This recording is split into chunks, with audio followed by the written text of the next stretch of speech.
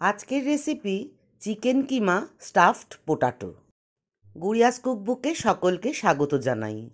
প্রথমে আলুগুলো খোসা ছাড়িয়ে হাফ হাফ করে জলের মধ্যে রেখেছি। এবার আমি দেখো একটা পাতলা চামচের সাহায্যে আলুর মাঝখানটা কুড়িয়ে নেব। কুড়িয়ে ওই জায়গাটাকে খালি করে নেব যাতে পুর ভরা যায়। আমি কিন্তু একটা সাধারণ পাতলা চামচ দিয়েই এটা করি। তোমরা দেখে নাও আমি কিভাবে করি।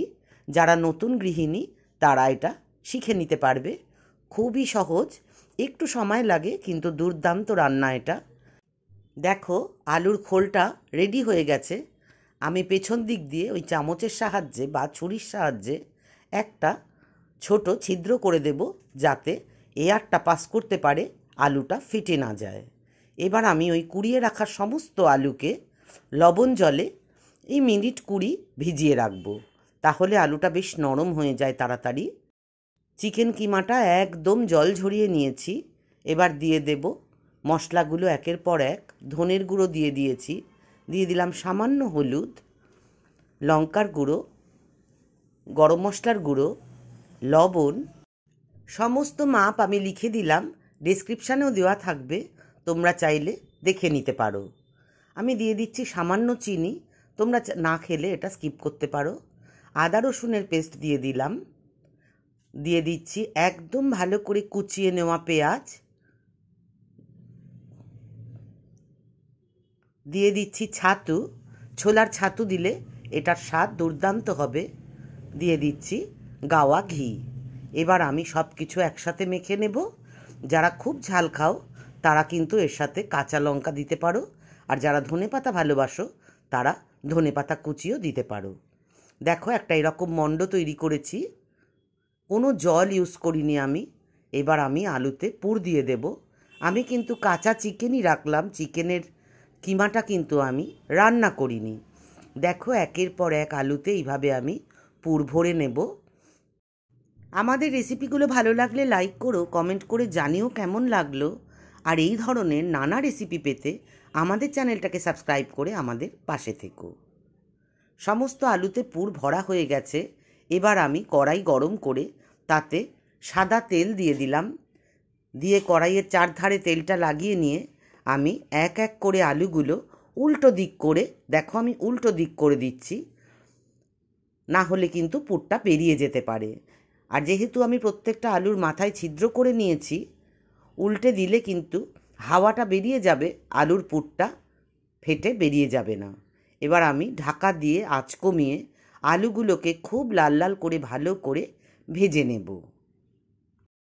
আলু ভাজার সময় খেয়াল রাখতে হবে তেল খুব গরম করে তবেই আলুগুলো দেব, আর পুরের দিকটা নিচের দিকে দেব, আর আস্তে আস্তে নাড়তে হবে। আর ঢাকা দিয়ে আঁচ কমিয়ে বাড়িয়ে এইটাকে আলুগুলোকে ভেজে নিতে হবে। তবে সম্পূর্ণ একদম নরম করেও ভাজবো না, কিছুটা কাঁচা থাকবে আলুটা, কারণ এটা ঝোলে পড়বে। দেখো আমি এবার এক এক করে আলুগুলোকে সাবধানে তুলে নিচ্ছি। চিকেন কিমা কিন্তু কাঁচাভাবে আলুর মধ্যে দিলে কখনোই ঠেলে বেরিয়ে আসবে না পুরটা। এবার ওই তেলেই আমি দারচিনি দিয়ে দিলাম ফোড়নে। আমি এলাচ ব্যবহার করব না এই রান্নায়। আর দিলাম গ্রেট করা পেঁয়াজ। এখানে 3টে পেঁয়াজের কুচি আছে। একটু চিনি দিয়ে ভেজে নেব। চিনি দিয়ে পেঁয়াজ ভাজলে পেঁয়াজের রঙটা খুব ভালো আসে, তাই তরকারির রঙটাও খুব ভালো হয়।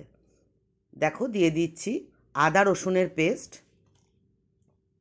পরিমাণগুলো লিখে দিলাম। দিয়ে দিচ্ছি কুচিয়ে রাখা টমেটো। টমেটো দিয়ে আমি আবার কিছুটা ভাজা ভাজা করে দিয়ে দিচ্ছি হলুদের গুঁড়ো।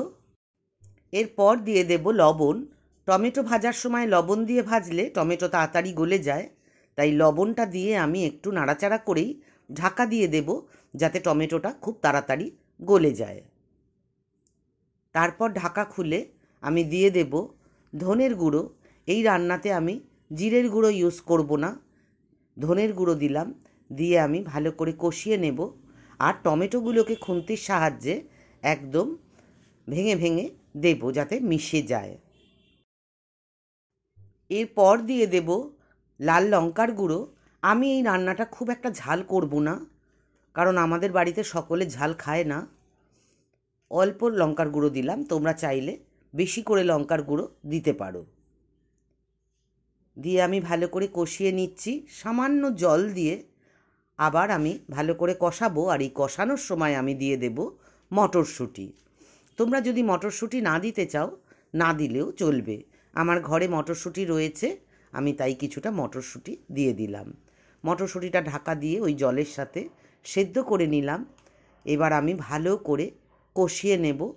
দেখো তেলটা ভেসে উঠেছে আর মটরশুঁটিও অনেকটাই সেদ্ধ হয়ে গেছে।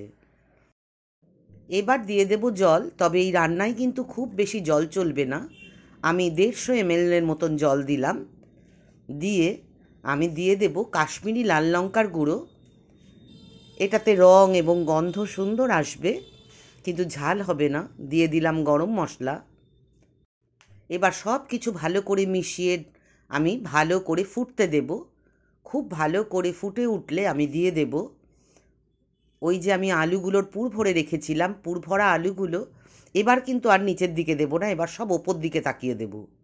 ওপর দিকে তাকিয়ে দেব যাতে আলুগুলো ভালো করে সেদ্ধ হয়ে যায়। আর দিয়ে দিলাম কিছুটা ক্যাপসিকাম। দিয়ে আমি ঢাকা দিয়ে আঁচ কমিয়ে বাড়িয়ে আলুগুলো নরম হওয়া পর্যন্ত আমি এই রান্নাটা হতে দেব। দেখো আমি চামচ দিয়ে দেখে নিচ্ছি আলু সেদ্ধ হয়ে গেছে, তার মানে আমার রান্না কমপ্লিট। এটা রুটি, লুচি, পরোটা, পোলাও সব কিছুর সাথে দুর্দান্ত খেতে লাগে। আজকের মতন টাটা।